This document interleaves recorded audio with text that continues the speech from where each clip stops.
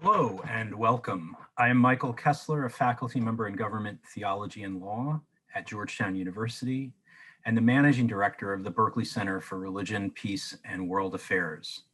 We're grateful and excited to be hosting today's event in collaboration with the Pulitzer Center on Crisis Reporting. Rebecca Shah will be the moderator of today's conversation.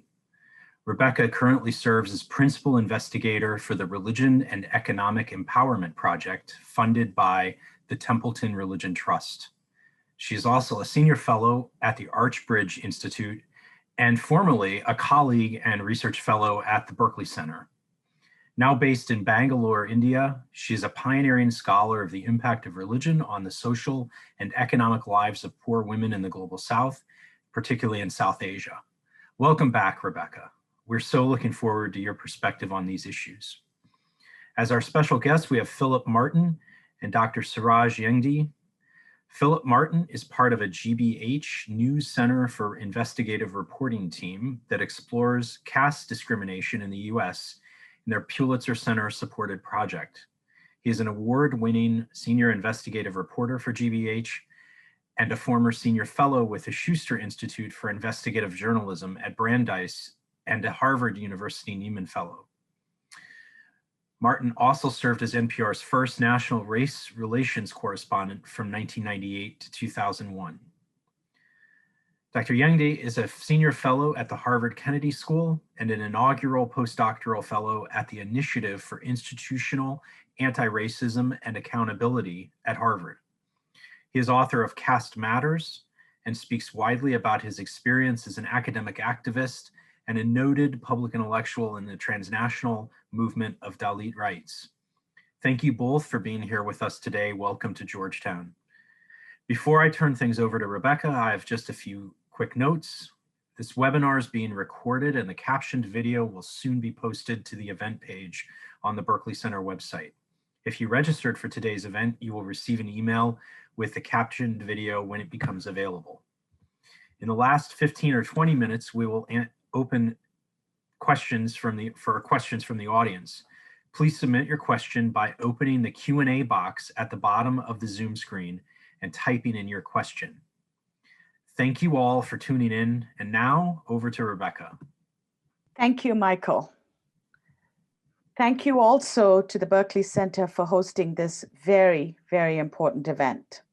Good afternoon to those of you who are coming from Europe, and good evening to those of you in Asia, and probably good afternoon as well to those of you in America.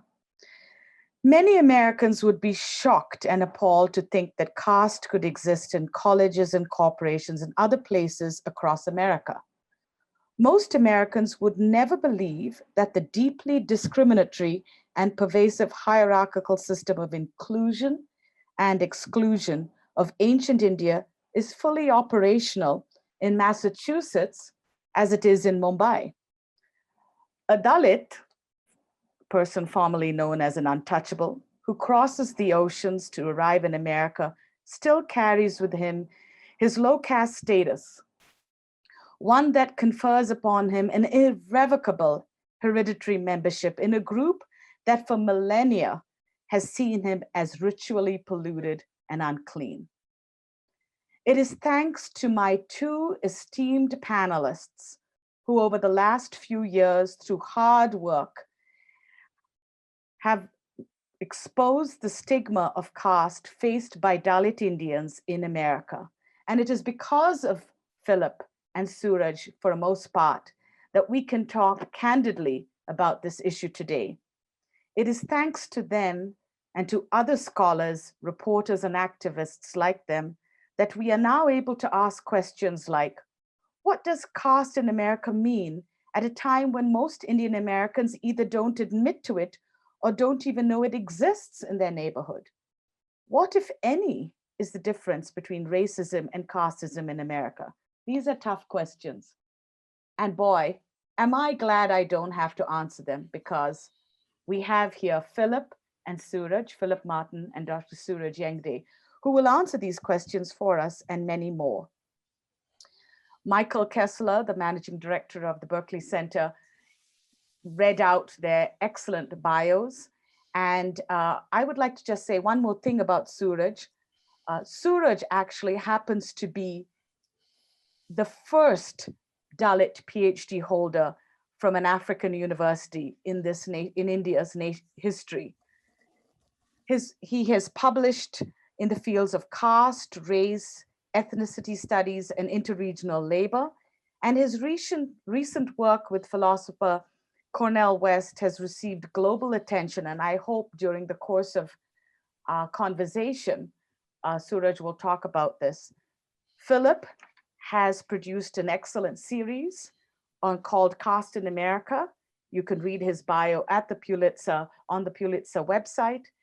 But it is this series of case studies and videos that has spawned so much discussion about this issue, and for that I am very grateful. The structure of today's meeting will be Phillip and Suraj will talk with us for about 40 minutes. We will then have about 20 minutes of question. As Michael said, I urge you to write your questions in the question and answer box at the bottom of your screen. Okay, welcome Phillip and welcome Suraj. Thank you, Rebecca, and to thank Georgetown and the Pulitzer Center. Thank you. So, thank you. Welcome, both of you. I'm very grateful for your commitment to this issue and for joining us today. I'd like to just unpack this issue for a moment, if I could. I'd be very grateful to both of you if you could help us make sense of this very complex issue, caste in America. In my introduction, I talked about many people not in America, many Indian Americans, as well as many Americans, not believing that it either exists, partly because they've never come across it or they've never experienced it. I'd like to make sense of this complex and troubling issue and ask both of you, Suraj, I think you're muted.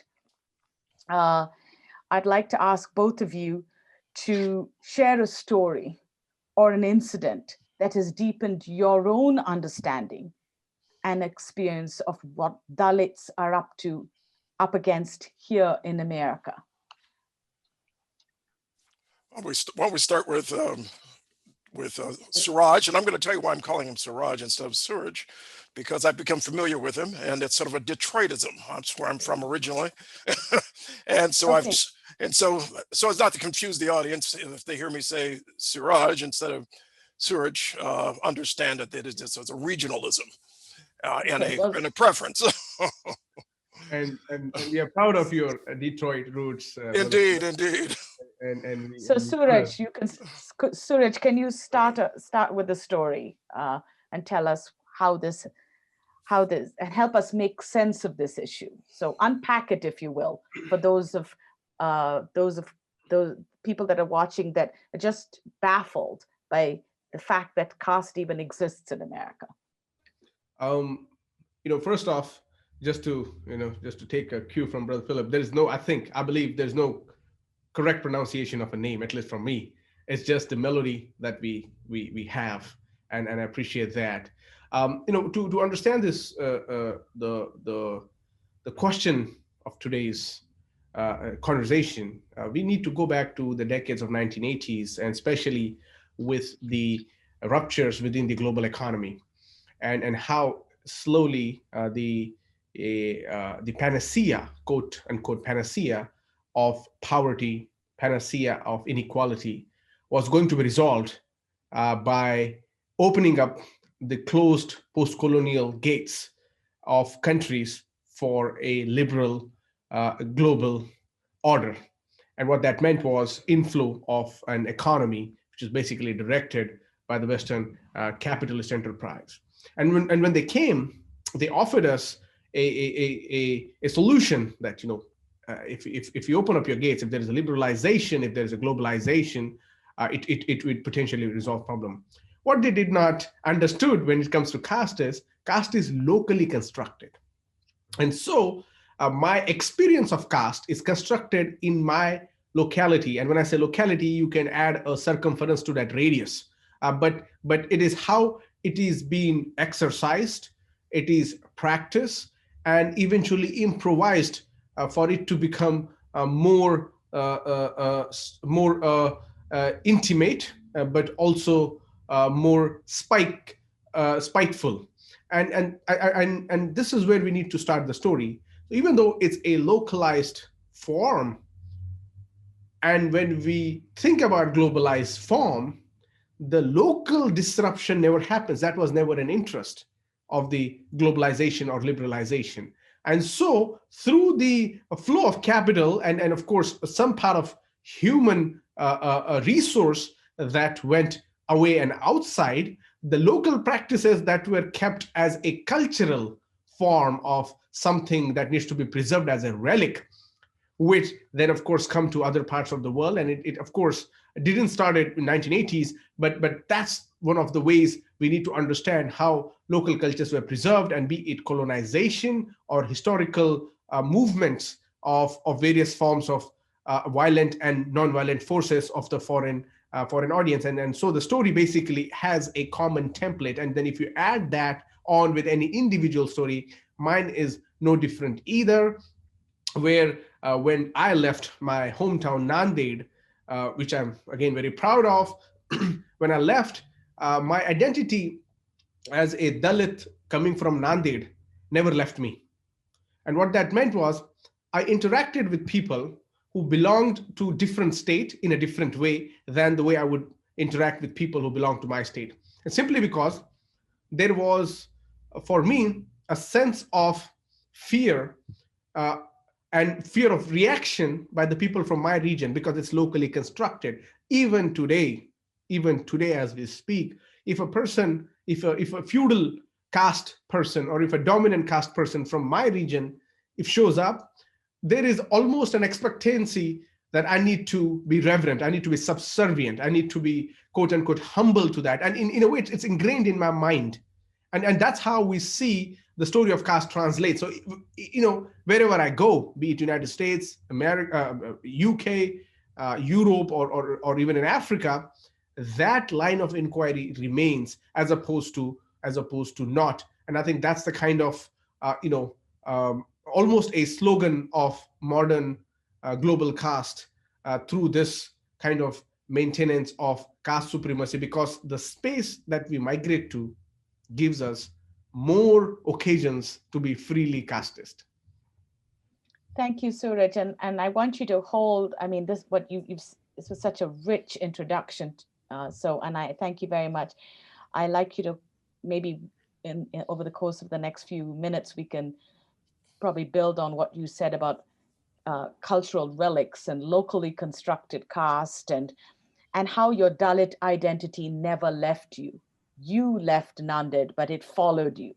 And so maybe we can talk about how, over the course of the next few minutes, how that's played out in America. So I'm just going to move to Phillip here and ask Phillip to maybe share a story. You did this wonderful series, Phillip. And I urge people to watch it. It's available, I believe, on the Pulitzer Center website, and people can access it. So share with us a story. Help, as I say, unpack this issue for us. Sure, Rebecca. Sure. Suraj, that was quite amazing. And Suraj, that was quite amazing. For me, Rebecca, this story begins many years ago. I had long heard the term untouchable. I think those of us in the United States who were read and learned it in any way knew the term untouchable and its relationship to India.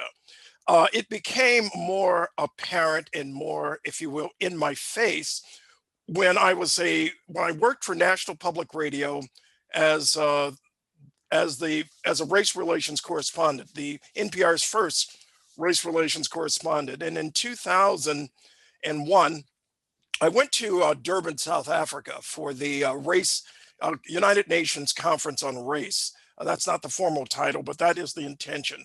It was a focus on race and racism, with a major focus on slavery, on the post-slavery period, on reparations. The conference was splintered over the issue of Zionism and racism, and ultimately unsuccessful as a conference. But during this conference, there was a parallel conference going on, run by non-governmental organizations. And I, at that time, had a chance to speak with a number of individuals who identified themselves as Dalits.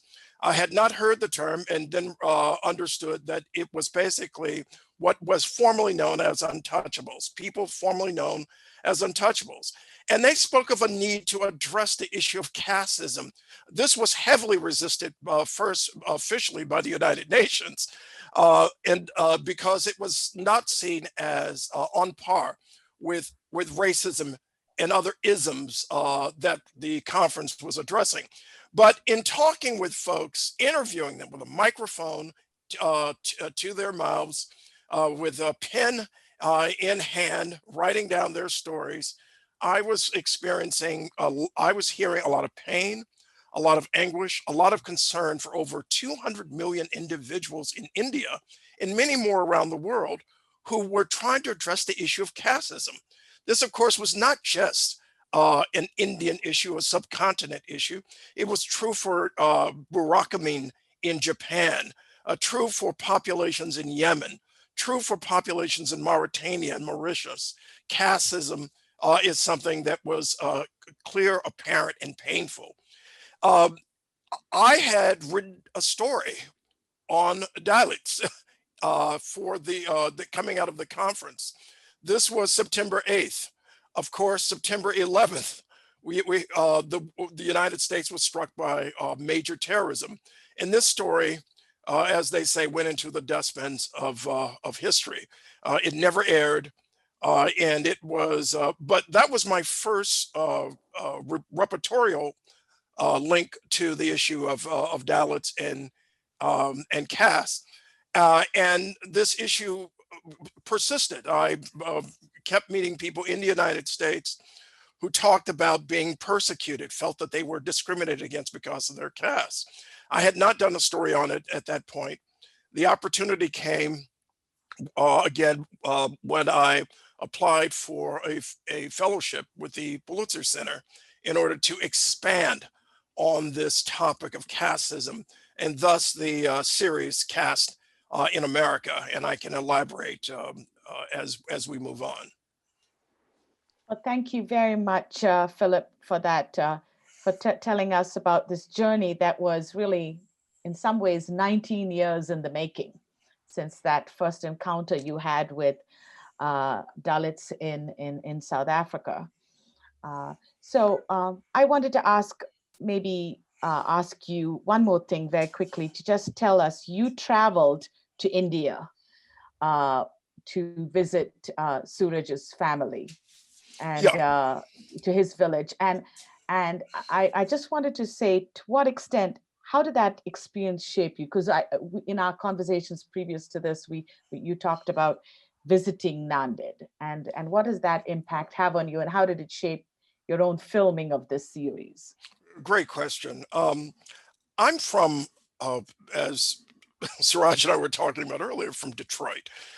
Grew up in a segregated neighborhood, without question, a very poor neighborhood. And traveling, but as a reporter, of course, you put on your reporter's hat.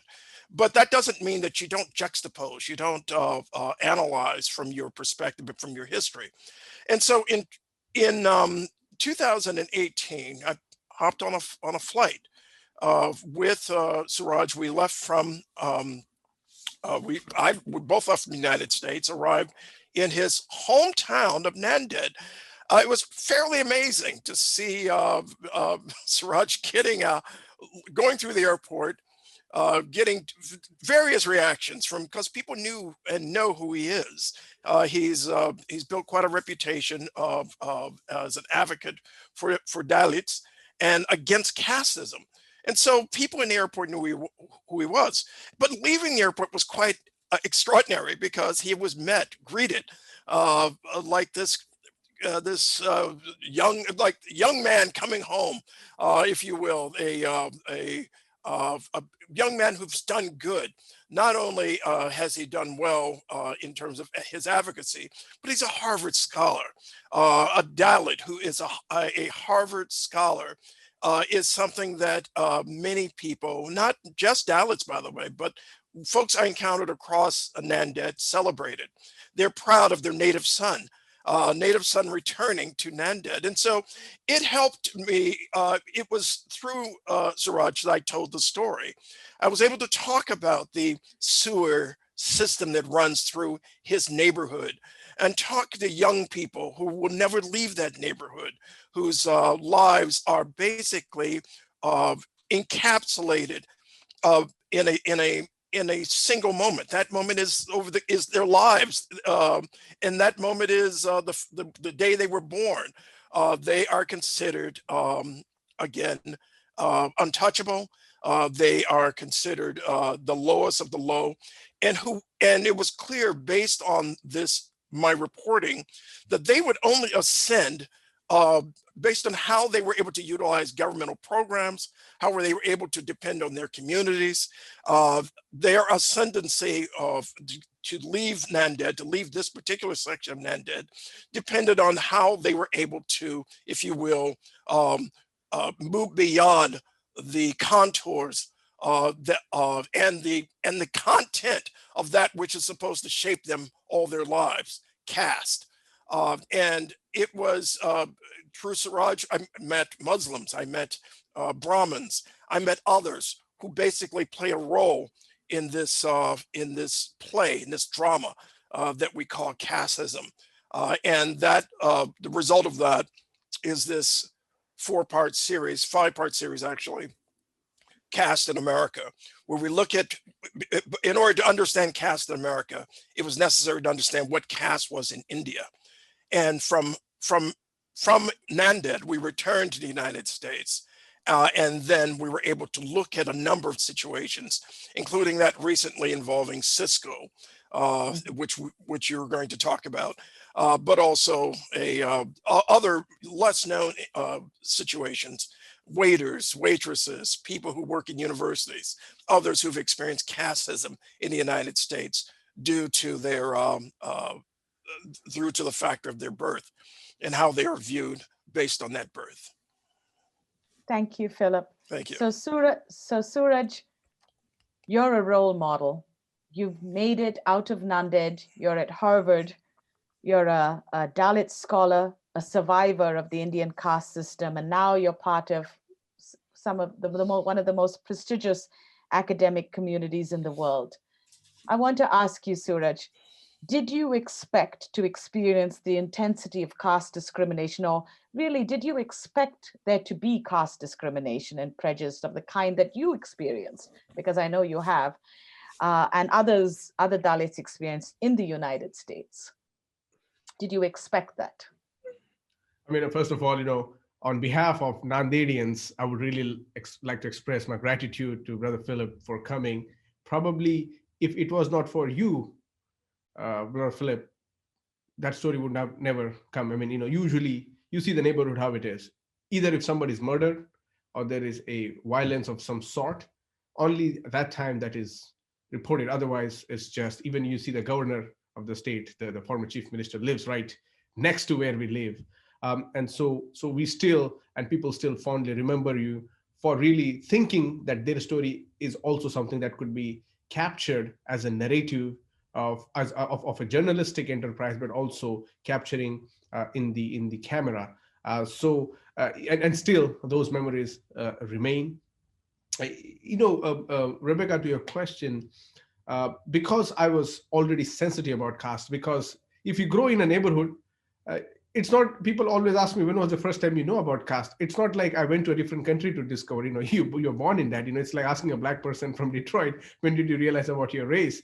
That doesn't work like that. It's not the epiphany. It's not the moment of, resurrection that you realize. You learn how to navigate through the codes of caste. And through that, if you ask, how did you learn to navigate the code of caste is a question that has to be further investigated.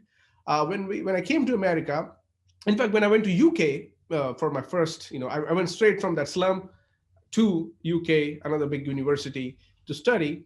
And that's when, because I had friends and I was Indian in my own, way. And because I came from, this is how it happens. When you come from marginalized backgrounds, the pressure on you is quite immense because you are told that you have to make your country's name, and as if 1.3 billion are relying on me, but that's how they condition your mindset. And I was very not open. I was conservative in looking at things. But my other friends from dominant caste, two were Brahmins, one was Baniya, and because we lived in the same accommodation, we made friends. But eventually, when they realized through my Facebook post and that I was actively involved in condemning caste-based atrocities and advocating for it, they singled me out. And there was a moment where it would have been, intensely violent, but that incident did occur. And Philip captured that with my incidentally, another of my friend who was from my hometown was in the same university. And so I was violently attacked by a Brahmin from Delhi in the course of this. And what that means is he still thought that he can beat me and get away with it. I mean, you just don't do that in any country where law is protective. But why he thought that was because he was operating in an echo chamber that warrants him impunity, even though he is in that space. And that really left traumatizing experiences. They took away a file of my certificates for my all my, you have file of your document certificates, and they stole it. And so this is how it kind of follows you by, first of all, immediately facing you. And that's why many Dalits don't even bother talking about their caste. Many times they change their names or they lock their profiles, social media. They just don't want unnecessary negative attention. But also these are direct. There are indirect ways of making you feel inferior. Caste discrimination also carries with a pride of someone upholding. So a person from dominant caste in America must be exercising their naturalized way of religious or cultural practices, but those are rooted in denigrating my status as a Dalit. You talk about festivities, you talk about how networks are made, how social groups are made, and you will realize that you're not really part of that. Although they will give you a face value, they will talk good about you. And these are, by the way, liberals who identify themselves as fellow liberals. But in exercise, if you investigate, and you know what, sometimes it's not easy to give a mathematical calculation like explanation about what caste discrimination is, because when you feel it, when you undergo that, sometimes it's the person who's oppressing you knows he or she or they are oppressing you. When you know the bystander might not register that tension because it's not vocal or it's not equivalent to their condition. And I think those are also subtle nuances that remain unacknowledged, but then that give you a sentiment of being victimized in this conversation of caste hierarchy. Suraj, that's excellent. The last point you made about nuances. I know you and I and Philip, we talked about this, and we're gonna tease this out later on in a question, and maybe I hope we do have time because it's a very important issue.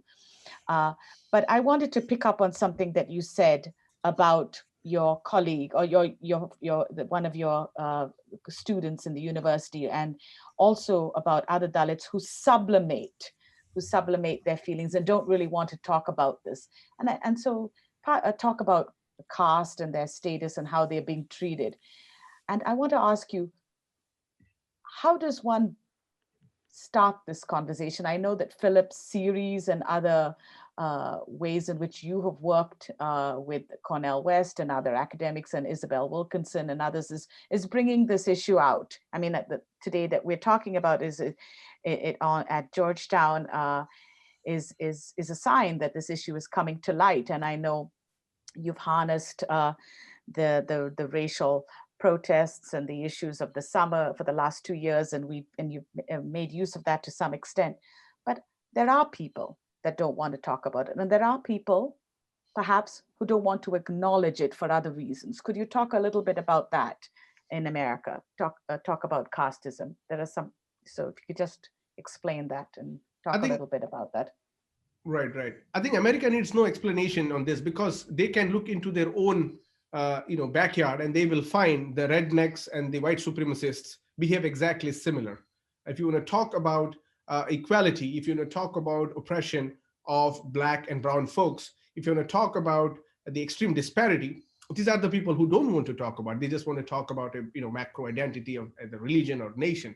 That's exactly the template used by dominant caste in America. They mimic that, but it's very ironical when they mimic it as a person of color or as a minority, which really misses out, or which really plays well into the hands of being oppressed at the same time as you are oppressing something else. And there is a chosen ignorance over, you plead that you are unaware. I didn't even know this was caste, or I didn't know I was from this caste, or we barely talked about it. Those are these are the genuine excuses people think they are giving, but what they're essentially doing is they're validating their caste supremacist upbringing. They don't want to acknowledge that they could be part of a supremacist regime, because they are so conditioned to think about them as being a minority within a dominant white context. And I think, Rebecca, that is where we really need to revisit some of these social solidarities that we are creating in America right now, because it's all of a sudden, it's Black Lives Matter protest, George Floyd, and in of Trump. There is a whole lot of things happening, and then you see, of course, certain groups of the dominant, 90% plus of Indians who live are from the dominant caste. And so that's why you will never see the majority, and dominant caste in total, in approximation in India, are close to 17%. So what you have here is close to 17% of representation of people who represent themselves as Indians.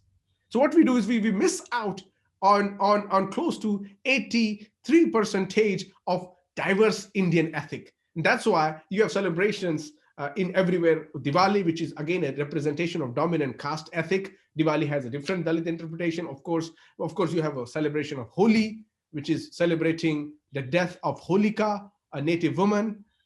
Then what happens is it culturalizes, and for a white Christian guilt, that just suffices you, because you want to exploit the labor that is coming, but also at the same time you want to make sure your white supremacy, your status, your white caste that Isabel Wilkerson talks about remains intact. So you do that by propagating or promoting certain dominant caste voices, so they don't push you to the wall, so that your white supremacy is being challenged. And I think it's almost like trading off your supremacy when someone else's supremacy. Well, thank you, Suraj. I mean, as an Indian Christian, I want to tell you, you talked about Holi and other festivals. And as an Indian Christian, I want to tell you, living in India as well as living in America, and I've lived in Britain, I was educated there, caste is alive and well in Indian Christianity. I mean, so this is, caste permeates Indian culture and is across religions. And as someone who has visited with and talked with Dalit Christians, I know this is a very serious issue. So, but I did like your phrase "chosen ignorance," and I will appropriate that if that's okay, Suraj. So thank you very much. Philip, I wanted to talk to you. You and I have talked about, and you wanted to read to me read a passage from Suraj's book, which moved you. But I want you to talk to me, Philip, a little bit about the everydayness of caste in America. As part of your filming, you discovered that this permeated life in America in some ways. Did it shock you? This everydayness of casteism in America? Or as a Black man living in America, were you inured to the ordinariness and the numbing everydayness of this terrible evil? Let me put it this way, Rebecca. I think everyone is aware of racism in America, and that it permeates our history. It defines us. Isabel Wilkerson, one of the things she said, and I think it's an important point, she talks about the Civil War. She references the Civil War. And she says the Civil War is not just in the present, not just in the past, but it's in the present. And the reason she says that is because contrary to our assumptions about American exceptionalism, We are not so exceptional in that we still are plagued by extraordinary degrees of racism, systemic racism, which the current government, of course, does not recognize. Many people are only starting to recognize that there is something known as systemic racism, that's the everydayness of racism and casteism in America. Isabel Wilkerson frames this as caste because she sees that as defining what we experience. In other words, you can become a rich person, be African American in the United States, but still be defined as someone who is less than as a result of not just your skin color, but because of your position in society predicated on the fact that you were born Black, thus your caste. So you can have someone who is a huge Trump supporter, like Ice Cube, for example, the singer, but Ice Cube doesn't realize that he is still regarded as less than because of his race. And so that is where caste comes in terms of African Americans, in terms of Dalits, in terms of Indians living in the United States. There's something similar. You can become an engineer at Cisco and then suddenly realize, my God, I have a degree in engineering. I am smarter than most. And yet I have been relegated to a position in society because of my birth, which also, by the way, determines who people want me to marry or who I might in fact end up marrying because of the peculiarities of casteism.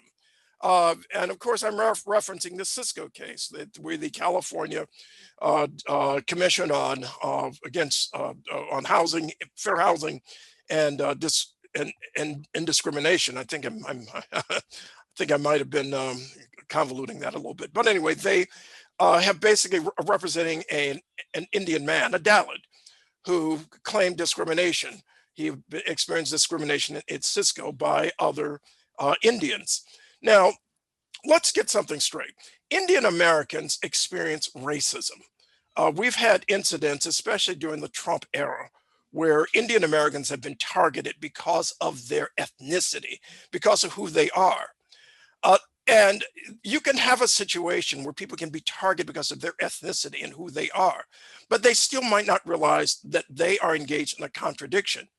They are targeted because many Indians are targeted because of who they are in the United States, but have no understanding of that they themselves may in fact be practicing another form of targeting. That is to say, casteism, looking down and in fact acting against people within the diaspora, within the Indian diaspora, who happen to be from a different caste. So when Suraj was talking about, we call it subconscious racism, for example, when he was talking about folks not acknowledging their bigotry or not acknowledging their casteism, there, in fact, may be legitimate situations where people are subconsciously not acknowledging that, not understanding that they practice a form of casteism. The reason that, as you pointed out, this issue has got more prominence is because we're talking about it out loud. So folks who heretofore were not engaged in this conversation, they may be now, because all of a sudden casteism has been thrown in their faces. In the way racism, because of the Black Lives Matter movement, it's systemic racism rather, has been thrown in the faces of individuals. And what I was referencing with his book, Caste Matters, Suraj's book, Caste Matters. Yeah. Right here, by the way, and here's Isabel's. What I was referencing here is the tendency, if you will, to take those things that give comfort to the ideal of American exceptionalism and to highlight them. So we will highlight Martin Luther King's "I Have a Dream" speech, but will not focus on Martin Luther King's critique of the Vietnam War and of systemic racism that he gave at the Riverside Church before his death. a major speech that he gave about condemning American racism. And he did not talk about the dream in this particular speech. He talked about the nightmare of racism. And so the dream you can embrace because it gives hope. The nightmare gives you a sense of despair because it's predicated on reality. I'm like to read this for a section because it struck me as being very much akin to how we, as Americans, idolize Martin Luther King's dream, but are absolutely afraid to confront his nightmare, that which was a nightmare come true in the form of systemic racism, which pervades our society. In his chapter, Neo-Dalit Rising, Suraj writes, and this is in reference to B.R. Ambedkar, the Dalit hero and the constitutionalists, who, like like Suraj, quite interestingly, went to the United States to study, in this case at Columbia, and became was in fact a renowned scholar. And of course, one of the writers of the Indian Constitution, the modern Indian Constitution. And he writes, Suraj writes here, the Constitution as a bearer of the state narrative suits the governing caste well. Dominant caste circles, liberal and progressive included, view Ambedkar as someone who gave them the Constitution, a nationalist, at best a revolutionary constitutionalist who deserves recognition. However, by only upholding his constitutional acumen, Ambedkar's rather more important contributions to India's intellectual legacy are erased. His harsh critiques of caste Hindu society and the civic and human rights movements he led almost single-handedly are barely referred to. Similarly, Rebecca, Martin Luther King's harsh critiques of America's caste system are not are basically obfuscated when we celebrate his life retrospectively, obviously. When we celebrate Martin Luther King Day, we celebrate it in the context of the dream, but then again, prefer not to talk about his critique of systemic racism and America's caste system. Thank you, Philip, for highlighting how important it is for us to see these two amazing thinkers, these two leaders, Ambedkar on the one hand and Martin Luther King, and see them and read them and understand their work in its entirety, not to be selective, to read King's dream as well as understand that he spoke about a nightmare, to talk about Ambedkar, the great constitutionalist, who was also deeply, deeply concerned about the state of his people. Indeed. Suraj, his own people. And so Suraj, Philip read from your book. Would you like to say anything? How would you like to contribute to what he said? Would you like to add anything to what Philip said? Yeah, of course. Thank you for reading that out. And you know what happened? An excerpt of this was published in the Hindu. And Hindu is one of the largest circulating newspapers. And the Dalits took it in a different way. They couldn't understand the context because it was excerpt, and they thought that I am saying that I mean, of course, I made an argument in the book that relying on Constitution is not enough. We really need to find other avenues as well as alongside Constitution and not wholesomely dependent. And I think the caste that we talk about is also South Asia specific. And you know, one of the stories that you covered, especially about the Nepali and as well as the Pakistani. And also, Rebecca, you're absolutely right. When I say dominant caste, I am not, not saying only about one religion. I also mention about Muslim dominant caste. I also mention about Christian dominant caste, and of course the Hindu dominant caste, who really, and also Sikh, how do I forget, and who almost collaborate, at least in the UK, the Jain, the Sikh, and the Hindu dominant caste collaborated to put down the efforts of the UK Dalits, who were trying to get a legislation passed that outlaws caste discrimination. And you see, that's how solidarities are built. And these people actually share that value. They unite and condemn the other oppressed groups in this light. And I think that angle of inquiry really misses out, because even Nepali people in America are not immune, or they are very prone to practicing caste-based discrimination. And I was told similar example in the UK by a Pakistani who underwent this. In Pakistan, it's Islamic country, and that's what it is mentioned, but the Christians, mostly Christian converts, are actually Dalits. Even in India, close to 74 Christians are Dalits who converted to Christianity. And when it comes to Islam, where the lower caste, the Dalits and other lower castes, are close to 80% who converted. So what we basically do is we have to assess the demography of each religious representation. The Brahmins, for example, are not more than 4% of India's population, yet they control close to 48% of India's resources. They, in fact, their national income averages to more than 48% than the rest of the India. What that means is we are really living in an apartheid state, yet without calling it. And that apartheid state imposes a slow genocide that we overlook. In the past 10 years, 500,000 crimes were committed against Dalits. And there is no hue and cry about it. There is no recognition about it. And we know every day 10 Dalit women are raped. And this is government statistics. Now, we can't live in a country where 10 Dalit women are being raped, according to government statistics. And if you remove the government part, then of course the figure must be much higher. As you know, access to police and access to judiciary is so, there's so widening gap between the people belong to Dalit caste and the non-Dalit caste. And we saw that especially in the recent case in Hathras, where a Dalit woman who was Hindu herself was, and this is where we need to break the bubble of Hindu, where the rapists who raped another Hindu, but they raped because she's belonging to a lower caste Hindu. So the idea of Hindu is total myth. It doesn't exist. It's just for there to show, as opposed to Christian, as opposed to Muslim, or opposed to other religion. Otherwise, it's a mono caste identity.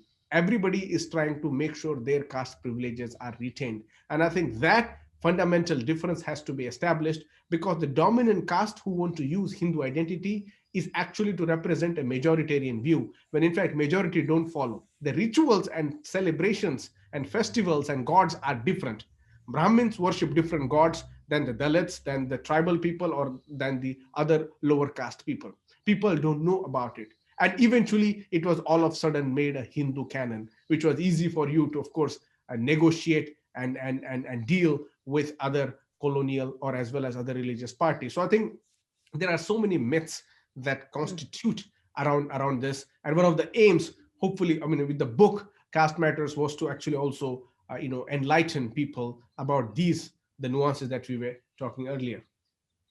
Thank you so much also, Suraj, for mentioning the impact of caste on people in Pakistan. I know that there is a scholar who is associate scholar of the Berkley Center, Sarah Singer, who's done significant work on Dalit Christians in Pakistan, and I know she would appreciate, if she hasn't already met you, meeting with you and discussing with you her own work. I just wanted to, and you talked a little bit about the Hathras case, and of course we have other cases in India. I want to move, if I could, to talk a little bit about the gender dimension to caste in America. And I want to, this is exposing caste in America. And while Dalit women in India experience unspeakable horrors, my own work on the study of the intersection between caste and gender and economic uplift finds that Dalit women in South Asia are doubly marginalized. They are ill-served by both caste as well as gender discrimination. And I do this work in South Asia. I wanted to talk to both of you. And I know, Philip, that you have interviewed women, Dalit women, as part of your 5-part series. And I know, Suraj, across the continents and across America, you too have interviewed Dalit Indian Americans. I want you to talk a little bit about the gender dimension, because it is a very important dimension, not only for work in India, my own work on economic uplift, but I want to just talk a little bit about how this plays out in exposing caste discrimination right there in the United States. So either one of you, whoever starts first, Philip or Suraj. I'll start with mentioning the series. Thank you, Rebecca. I think you raised a really important point, and one that Suraj can elaborate on in terms of particularly the crimes, awful crimes against Dalit women in India itself. But it doesn't just stop at India's border. Mhm. I worked on this series with my colleagues Tinku Ray, with Kavita Pillai, with Arun Roth, as well as editors Paul Singer and Aaron Schachter. The second part of Caste in America, Tinku Ray's story, she interviewed a Dalit woman living in the United States who had attended a university here in the northeast of the United States. And she alleged that she was raped by an upper caste man. She went to try to address this with school authorities, and they did not believe the dynamics, that it was based on there was a rape. Yes, that part she sought to substantiate, but she also tried to show that this was the result of her caste status as a Dalit woman and being viewed as less than, and therefore you can do anything you want with by an upper caste individual.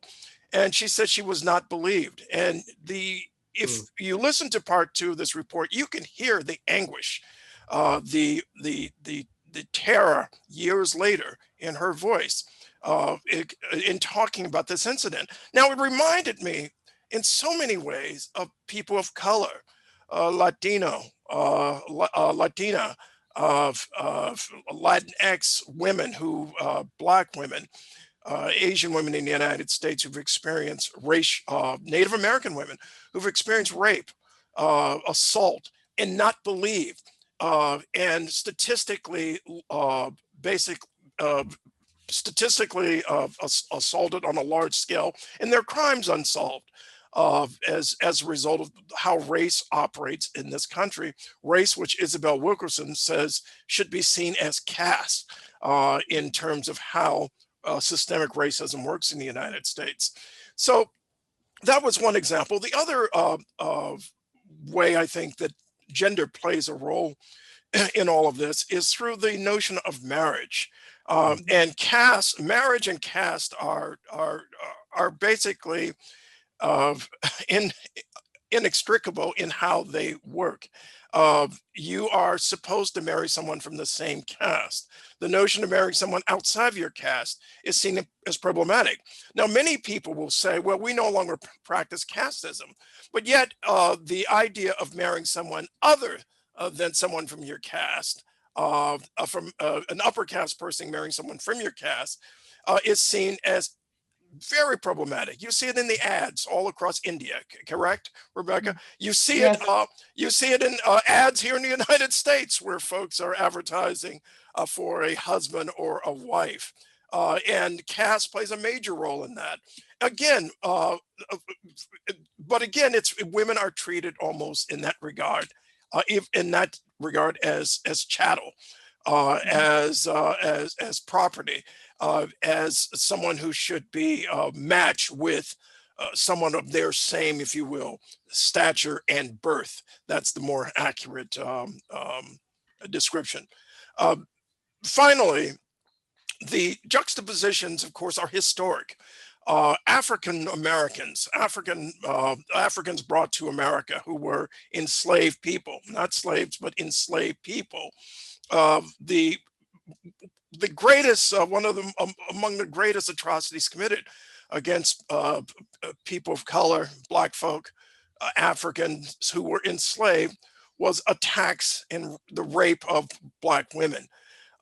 It's from Jefferson, Thomas Jefferson, one of our esteemed founders of the country, to of the rapes of the Jim Crow period, to continual assaults that occur now.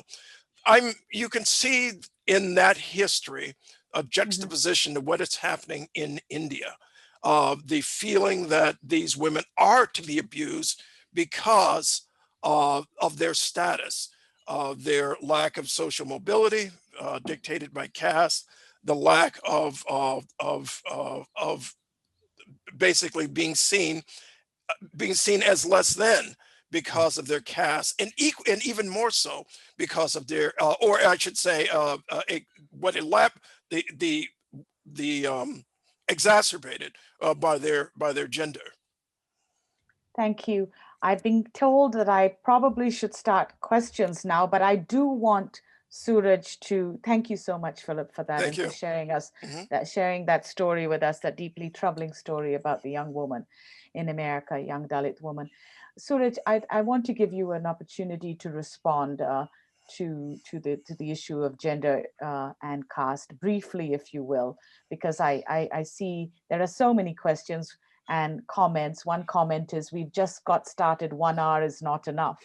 So clearly this is an issue that touched many. So Suraj, please respond, if you will.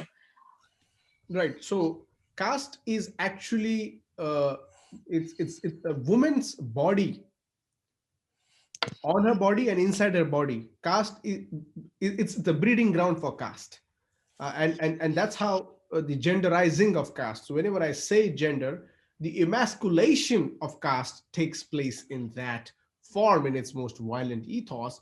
But actually, the primary victims of this caste is women, and actually more so Dalit women, but also other dominant caste women. They just don't see their victimization as a victimization of caste, because they want to privilege their caste. And I think that's a very tricky position they have been put into. And that's why you will never see the global feminist movement, if at all they're talking about caste or Dalit women, they barely have representation of Dalit women into their broader political solidarities. You were saying, I mean, I would like to add two more contours to the Dalit women oppression. One is, of course, the caste. Second is gender. The third is class. And fourth is the space where you come from. The space in India plays a very important role. If you're in small town, if you're in a slum, if you're coming from a protected suburban neighborhood. And I think those four layers make probably Dalit women the most vulnerable and most oppressed human on the face of the earth. Well, seems like we have just a moment for one question. I'm sorry, I want to apologize. I'm going to print out these questions, and I know our esteemed panelists will answer it. But I want to, this is a question that is a very important question, because it will highlight the point you both of you made about interactions, about unconscious bias in caste. And we can legislate all we want to about caste, but it's these social interactions, the ones that you faced, Suraj. You haven't had a chance to tell us about that story, the incident that you faced at Harvard, where you felt so demeaned because you felt this unconscious, this bias that the person had against you because of your status. There's a question that comes about education. And I want to read this question. It says, as a first generation American NRI who is focused on K-12 education, how can we leverage knowledge and scholarship of caste to deconstruct it within our own NRI community, taking care to highlight how we might hold relative privilege in the context of America's caste system? And I want both of you to answer this, because this is a new generation, young Indian Americans, young Americans. How do we leverage this knowledge of caste to help our own Indian community and help the wider community? I'll be very brief and let Suraj handle much of this question. But I think the first thing is forums like this one.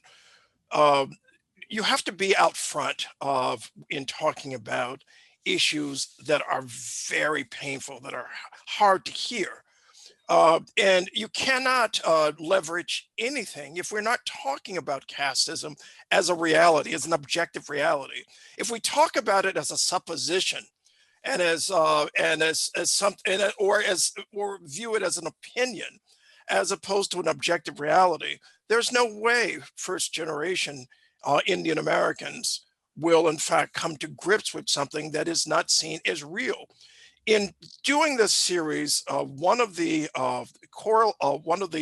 pieces that we did that did not make it into the actual series was interviewing Indians in various communities. And one young woman I spoke to in a suburban Boston community said that that's not something they talked about growing up in caste. And then she said, but some of my friends belong to the Brahmins club, and other friends belong to another club. Well, by belonging to the Brahmin club, you are talking about caste, but what you're not talking about is the role you play in the prolongation of caste oppression, and in an acknowledgement of your status, of your privilege. That privilege became apparent when they were talking about jobs, networking, marriage, so on and so forth. So I think, again, it's the notion of being in your face. We cannot talk about Black lives without talking about Black lives. You cannot talk about casteism without talking about casteism.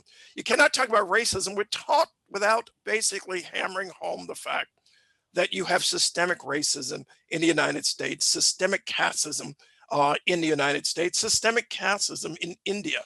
It's a worldwide problem, manifest in various ways, particularly acute, of course, in India, but also within the Indian diaspora. Thank you, Philip. Suraj. Thank you.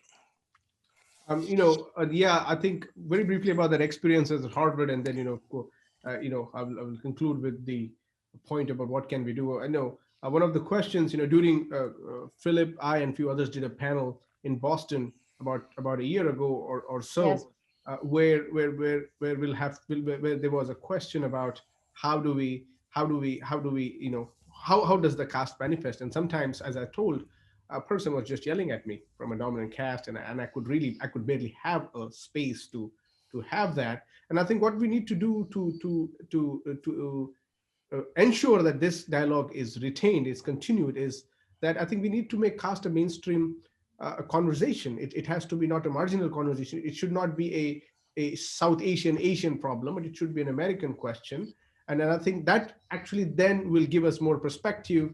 The literature, the art world, the media, and the other cultural and social forms, and of course, economic forums as well, do not at all have sensitive around that. And so if we need to do that, I think we need to push an aggressive dialogue or a position on caste into these various forums that we operate. And perhaps because of this push, we might have more conversations.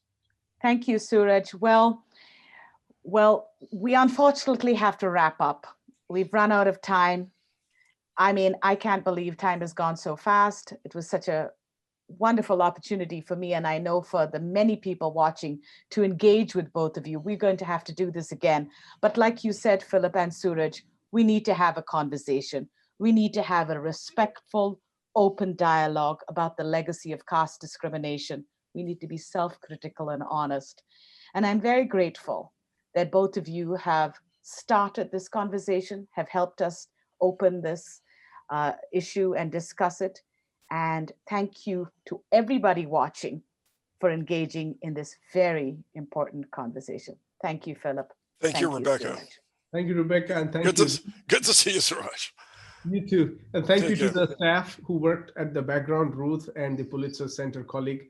And Rebecca, to you, very much appreciated. Indeed. And the Pulitzer Center. Mm-hmm. And the Berkley Center for And organizing the Berkley this. Center, indeed. Thank you. Indeed. Thank you.